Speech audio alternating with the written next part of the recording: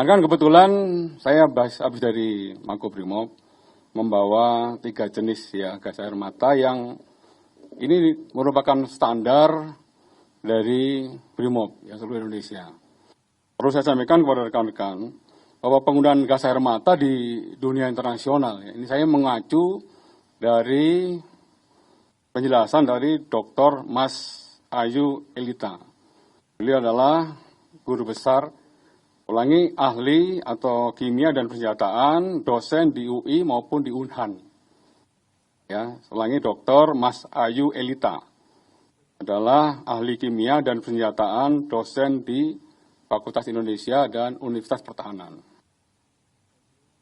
Regulasi yang menjadi acuan di dunia internasional adalah Protokol Jenewa nomor 22 tahun 93. Di situ disebutkan bahwa gas air mata atau lebih secara kimianya disebut CS, ini hanya boleh digunakan di seluruh dunia yang menjadi standar adalah aparat penegak hukum. Ini tidak boleh digunakan untuk peperangan. Ini yang menjadi dasar kenapa penggunaan CS atau gas air mata bagi kepolisian di seluruh dunia itu diperbolehkan. Sama di Indonesia, ini untuk protokol Jenewa nomor 22 tahun 93 ini sudah diratifikasi juga. Dan Ibu Mas Ayu Evita ini merupakan salah satu perwakilan dari Indonesia yang setiap tahun mengadakan pertemuan di dunia internasional. Tahun ini akan dilaksanakan di Maroko. Salah satu yang membahas tentang penggunaan zat-zat kimia yang baik di dalam penegakan hukum maupun di dalam peperangan. Dan perlu saya tegaskan rekan-rekan, saya juga mengutip dari pendapat dari Prof. Made Gegel, adalah guru besar dari Universitas Udayana. Beliau ahli di bidang toksiologi atau racun. Beliau menyebutkan bahwa, termasuk dari Dr. Mas Ayu Evita, bahwa gas air mata atau CS ini dalam skala tinggi pun tidak mematikan. Yang digunakan oleh Brimob ini adalah 3 jenis ini. Yang pertama ini adalah berupa smoke, ini hanya ledakan dan berisi asap putih. Kemudian yang kedua, ini yang sifatnya sedang. Jadi kalau untuk klaster yang dalam jumlah kecil menggunakan gas air mata yang tingkatnya sedang. Dan yang merah ini adalah untuk mengurai massa dalam jumlah yang cukup besar. Semuanya tingkatan ini, saya sekali lagi, karena saya bukan expertnya, saya hanya bisa mengutip pendapat para pakar. CS atau gas air mata dalam tingkatan tertinggi pun tidak mematikan. Perlu rekan-rekan ketahui juga, nanti silakan rekan-rekan juga mengkonfirmasi ke Direktur Rumah Sakit Saiful Anwar. Kebetulan pada saat hari Senin yang lalu, saya kan langsung berkunjung ke Rumah Sakit Saiful Anwar bersama Pak Wakil Gubernur, kemudian ada Kapolda, kemudian ada beberapa pejabat. Dari penjelasan para ahli, dokter spesialis yang menangani para korban, baik korban yang meninggal dunia maupun korban-korban yang luka, dari dokter spesialis penyakit dalam, penyakit paru, penyakit THT, dan juga spesialis penyakit mata, menyebutkan tidak satu pun yang menyebutkan bahwa penyebab kematian adalah gas air mata. Tapi penyebab kematian adalah kekurangan oksigen.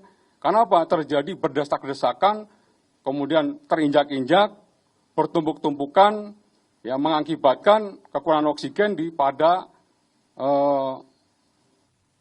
pintu 13, pintu 11, pintu 14, dan pintu 3.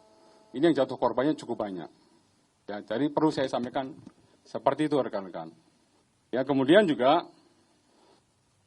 beliau menyampaikan juga yang apabila gas air mata ini dampaknya kan hanya terjadi iritasi pada mata, iritasi pada kulit, dan iritasi pada pernapasan. Dokter spesialis mata menyebutkan bahwa ketika kena gas air mata, pada mata khususnya memang terjadi iritasi. Sama halnya seperti kita kena air sabun. ya terjadi perih tapi pada beberapa waktu gitu bisa langsung sembuh dan tidak mengakibatkan kerusakan yang fatal. Sama halnya dengan gas air mata juga, kalau misalnya terjadi iritasi pada pernapasan pun, ya sampai saat ini belum ada jurnal ilmiah menyebutkan bahwa ada fatalitas gas air mata yang mengakibatkan orang meninggal dunia, termasuk dari tadi Prof. Made Gegel. Ya, di dalam gas air mata itu tidak ada toksin atau tidak ada racun yang mengakibatkan matinya seseorang. Ya, sementara itu dulu. Ya, tentunya ini masih butuh pendalaman lebih lanjut. Ya, apabila ada jurnal-jurnal ilmiah yang baru, temuan-temuan yang baru, tentu akan menjadikan acuan juga bagi tim. Ya, tim investigasi, kebetulan Bapak Kapolri ini masih terus bekerja. Ya, akan terus menyelesaikan kasus ini sesuai dengan perintah Bapak Presiden. Dan yang terpenting ke depannya, ya tentunya dengan kejadian Kanjuruhan ini merupakan rasa keprihatinan kita semuanya, ini merupakan ya rasa duka kita yang sangat luar biasa kepada saudara-saudara kita, dan kita selalu mendoakan semoga arwah beliau mendapat tempat yang terbaik di sisi Allah Subhanahu wa Ta'ala. Target Bapak Kapolri beberapa waktu dekat ini kita harus segera merumuskan regulasi tentang keselamatan dan keamanan di dalam setiap event pertandingan yang menghadirkan massa dalam jumlah sangat banyak. Kalau misalnya kita mengacu kepada regulasi keselamatan dan keamanan yang diratifikasi dari statuta FIFA, saya rasa yang ada di PSSI sudah sangat detail. Sangat detail, mengatur semuanya.